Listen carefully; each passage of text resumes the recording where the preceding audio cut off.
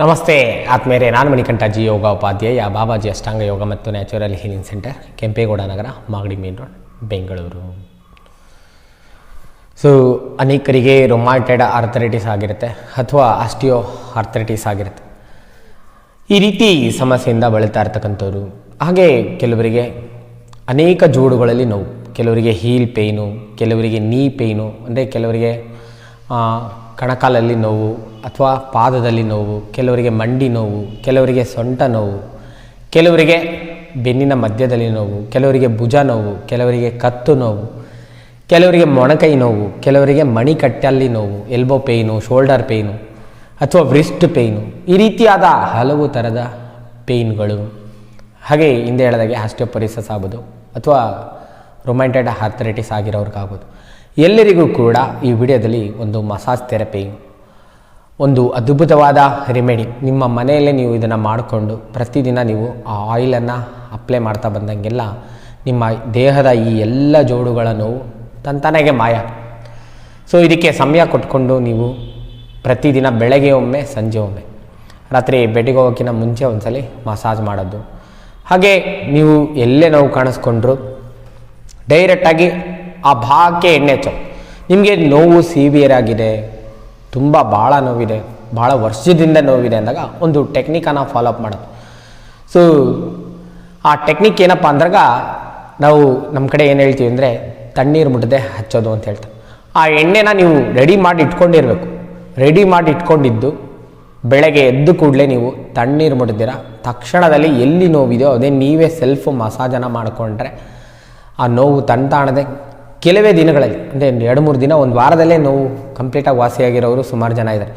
So ಇದನ್ನು ನಾವು ತುಂಬ ಅನ್ವೇಷಣೆ ಮಾಡಿದ್ದು. ನಾನು ಯೋಗದ ಹಾದಿಲಿ ಅಡ್ವಾನ್ಸ್ ಆಗಿ ಪ್ರಾಕ್ಟೀಸ್ ಮಾಡಿದಾಗ ನನಗೂ ಎಲ್ಲರ ಪೇಯ್ನ್ ಆದಾಗ ನಾನು ಅದನ್ನೇ ಮಾಡ್ಕೊಳ್ಳೋದು, ಎಣ್ಣೆನ ಹಚ್ಕೊಳ್ಳೋದು. ಯಾವುದಪ್ಪ ಎಣ್ಣೆ ಅಂದಾಗ ನೀವು ಸಾಸಿವೆ ಎಣ್ಣೆ ಅಂತ ಕೇಳಿರ್ತೀರ. ಸಾಸಿವೆ ಎಣ್ಣೆನ ತೆಗೆದುಕೋಬೇಕು. ಸಾಸಿವೆ ಎಣ್ಣೆ ತೆಗೆದುಕೊಂಡು ಒಂದು 200 ml 100 ml ಅಷ್ಟು ಅದನ್ನು, ಒಂದು 200 ml ಅಷ್ಟು ಎಣ್ಣೆನ ಬಿಸಿ ಮಾಡೋಕ್ಕಿಡೋದು.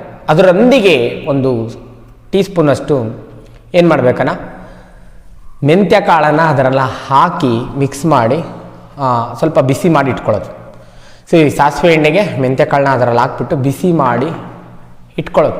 ಆ ಎಣ್ಣೆ ಸದಾಕಾಲದಲ್ಲೇ ಮೆಂತ್ಯ ಕಾಳನ್ನ ಡಿವೈಡ್ ಮಾಡೋದೇನು ಬೇಡ, ಅದರಲ್ಲೇ ಇರಬೇಕು. ಸೊ ನೀವು ಆ ಎಣ್ಣೆನ ಎಲ್ಲಿ ನೋವಿರುತ್ತೋ ಅಲ್ಲಿ, ಮಂಡಿ ನೋವಿರ್ಬೋದು, ಭುಜ ನೋವಿರ್ಬೋದು ಅಥವಾ ಸೊಂಟ ನೋವಿರ್ಬೋದು. ಹಾಗೆ ಈ ವಿಡಿಯೋದಲ್ಲಿ ರಿಫ್ಲೆಕ್ಸಲ್ಲಿ ಆಯಿಲ್ ಮಸಾಜ್ ಮಾಡೋದು. ಸೊ ಕೆಲವೊಂದು ಭಾಗದಲ್ಲಿ ನಿಮಗೆ ಕೈ ಎಟ್ಟುತ್ತಿಲ್ಲ, ಮಸಾಜ್ ಮಾಡ್ಕೊಳಕ್ಕಾಗ್ತಾ ಇಲ್ಲ ಅಂದಾಗ ನೀವು ರಿಫ್ಲೆಕ್ಸಲ್ಲಿ ಮಸಾಜ್ ಮಾಡಿದ್ರು ಕೂಡ ಅದ್ಭುತವಾಗಿ ವರ್ಕ್ ಆಗುತ್ತೆ. ಮೇಲೆ ಒಂದು ಚಾರ್ಟ್ ಕಾಣಿಸ್ತಾ ಇದೆ. ಸೊ ಅದನ್ನು ಸುಜೋಕೋ ಥೆರಪಿ ಅಂತ ಕರೀತಾರೆ, ಸುಜೋಕೋ ಚಾರ್ಟ್. ಆ ಚಾರ್ಟ್ನ ಪ್ರಕಾರ ನಮ್ಮ ದೇಹದಲ್ಲೇ, ನಮ್ಮ ದೇಹದ ಎಲ್ಲ ಭಾಗದಗಳು ಈ ಕೈಯಲ್ಲೇ, ಇದು ತಲೆ ಭಾಗ, ಇದು ಕತ್ತಿನ ಭಾಗ, ಇದೆರಡು ಕೈಗಳು, ಇದೆರಡು ಕಾಲನ್ನು ರೆಪ್ರೆಸೆಂಟ್ ಮಾಡುತ್ತೆ, ಇದೆರಡು ಕಾಲುಗಳು, ಇದೆರಡು ಕೈಯನ್ನು ರೆಪ್ರೆಸೆಂಟ್ ಮಾಡುತ್ತೆ.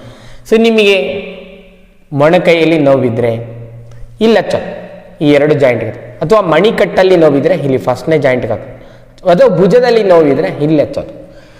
ಸೊ ಅಥವಾ ನಿಮಗೆ ಆ್ಯಂಕಲ್ ಪೇಯ್ನ್ ಇದ್ದರೆ ಇಲ್ಲಿ ಹಚ್ಚೋದು, ಮಂಡಿ ನೋವಿದ್ರೆ ಇಲ್ಲಿ ಹಚ್ಚೋದು ಈ ಭಾಗದಲ್ಲಿ 2 ಕಡೆ. ಅಥವಾ ನಿಮಗೆ ಹಿಪ್ ಜಾಯಿಂಟು ಲಂಬರ್ ಪೇಯ್ನ್ ಇದೆ ಅಂದರೆ ಇಲ್ಲಿಂದ ಇಲ್ಲಿ ಕೆಳಗಡೆ ಕಂಪ್ಲೀಟು ಇದು ಲಂಬರ್ ಏರಿಯಾವನ್ನು ರೆಪ್ರೆಸೆಂಟ್ ಮಾಡುತ್ತೆ, ಈ ಭಾಗದಲ್ಲಿ ಹಚ್ಚೋದು. ಅಥವಾ ನಿಮಗೆ ಕತ್ತು ನೋವಿದ್ರೆ ಈ ಭಾಗದಲ್ಲಿ ಹಚ್ಚೋದು. ಈ ರೀತಿ ರಿಫ್ಲೆಕ್ಸಲ್ಲಿ ಮಸಾಜ್ ಮಾಡೋದು ಹೇಗೆ ಮಾಡ್ಕೊಳ್ಳೋದು ಅನ್ನೋದು ತೋರಿಸ್ತೀವಿ, ಅದೇ ರೀತಿ ಮಾಡಿ.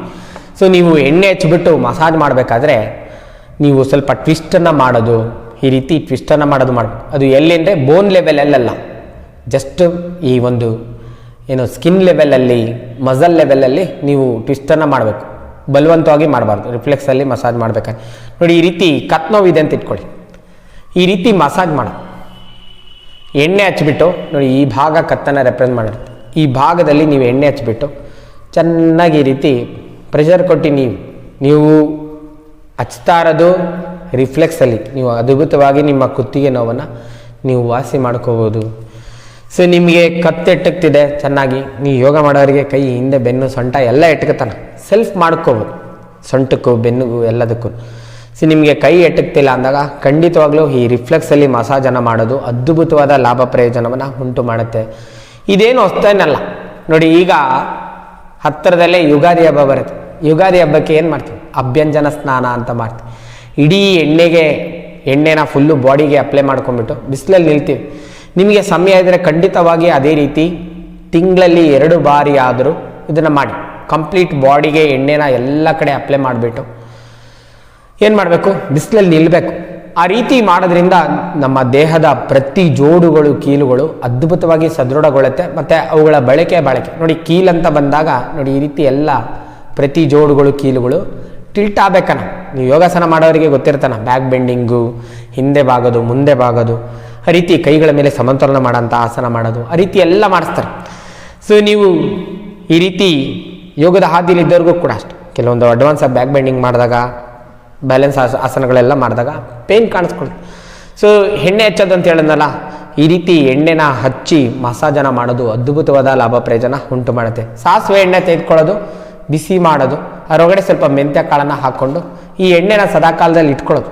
ಸೊ ಹಿಂದೆ ಹೇಳಿದೆ, ನಿಮಗೆ ಮಂಡಿ ನೋವು ಅಂದರೆ ನೋಡಿ ಇಲ್ಲಿ ಸೆಕೆಂಡ್ ಜಾಯಿಂಟ್ ಇದೆಯಲ್ಲ, ಮಧ್ಯದ ಬೆರಳು ಮತ್ತು ಉಂಗುರದ ಬೆರಳು, ಈ ಭಾಗದಲ್ಲಿ ಮಸಾಜನ್ನು ಮಾಡೋದು. ಅಥವಾ ಎಂಟೇರ್ ನಿಮ್ಮ ಕಾಲುಗಳು ನೋವು ಬರ್ತಾ ಇದೆ ಅಂದಾಗ ಫುಲ್ಲಿ ನೋಡಿ ಈ ರೀತಿ ಎಣ್ಣೆನ ಫಸ್ಟ್ ಅಪ್ಲೈ ಮಾಡಿ ಚೆನ್ನಾಗಿ ಎರಡು ಹಿಂದೆ ಹೇಳಿದೆ 2 ಕಾಲನ್ನು ರೆಪ್ರೆಸೆಂಟ್ ಮಾಡುತ್ತೆ. ಈ ರೀತಿ ಮಸಾಜ್ ಮಾಡಿಬಿಟ್ಟು ಏನು ಮಾಡಬೇಕು, ಹಿಂದೆ ಹೇಳಿದೆ ಸ್ಕಿನ್ ಲೆವೆಲಲ್ಲಿ, ಈ ಮಜಲ್ ಲೆವೆಲಲ್ಲಿ ಟ್ವಿಸ್ಟನ್ನು ಮಾಡೋದು. ಈ ರೀತಿ ಟ್ವಿಸ್ಟ್ ಮಾಡಿ ಅಲ್ಲಿ ಪ್ರಾಣಶಕ್ತಿ ಹರಿದು ಆ ಭಾಗದ ನೋವುಗಳೆಲ್ಲವೂ ಕೂಡ ತಂತಾನಾಗೆ ಮಾಯ ಆಗುತ್ತೆ. ಇದು ರಿಫ್ಲೆಕ್ಸಲ್ಲಿ ಮಸಾಜ್ ಮಾಡೋದು. ಅಥವಾ ನಿಮಗೆ ಹಿಂದೆ ಹೇಳ್ದಂಗೆ ನೋವಿದೆ, ಮಂಡಿ ನೋವಿದೆ, ಸಿವಿಯರ್ ಆಗಿ ಮಂಡಿ ನೋವು, ಮಡ್ಚೋಕ್ಕಾಗ್ತಾಯಿಲ್ಲ, ಭಯಂಕರ ನೋವಿದೆ, ನಡೆಯೋಕ್ಕಾಗ್ತಾಯಿಲ್ಲ ಅಂದಾಗ ನೇರ ಮಂಡಿಗೆ ಅಪ್ಲೈ ಮಾಡಿ. ನಾ ಹಿಂದೆ ಹೇಳಿದಂಥ ಟೆಕ್ನಿಕನ್ನು ಫಾಲೋಅಪ್ ಮಾಡಿ, ತಣ್ಣೀರು ಮುಟ್ಟೋದಿದೆ ಹಚ್ಚೋದು ಅಂತ. ಆ ರೀತಿ ಮಾಡಿ ನೋಡಿ. ನೀವು ಎಣ್ಣೆನ ಪಕ್ಕದಲ್ಲೇ ಇಟ್ಕೊಂಡಿರ್ಬೇಕು. ನೀವು ಎದ್ದು ಕೂಡಲೇ ಟಾಯ್ಲೆಟ್ಗೆ ಹೋಗಬಾರ್ದು, ನೀರು ಕುಡಿಬಾರ್ದು. ತಕ್ಷಣದಲ್ಲೇ ಮಂಡಿಗೆ ಎಣ್ಣೆನ ಹಾಕಿಬಿಟ್ಟು ಚೆನ್ನಾಗಿ ನೀವಿ ಈ ರೀತಿ ಮಸಾಜನ್ನು ಮಾಡ್ಕೊಳ್ಳಿ. ಈ ರೀತಿ ಸ್ವಲ್ಪ ಮಸಾಜ್ ಮಾಡಿಕೊಂಡಾಗ ತಂತಾನಾಗೆ ಆ ಮಂಡಿಯ ಕೀಲಿನ ನೋವೆಲ್ಲವೂ ಕೂಡ ಮಾಯ ಆಗೋದು.